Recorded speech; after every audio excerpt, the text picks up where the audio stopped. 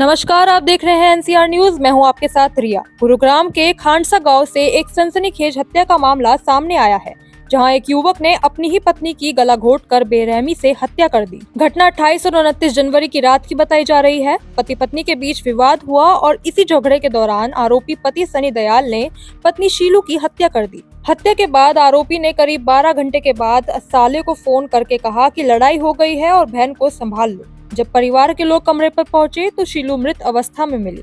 मृतिका की उम्र 27 साल थी और उसके 2 छोटे बच्चे हैं, जिन्हें आरोपी ने पहले ही नाना नानी के घर छोड़ दिया था।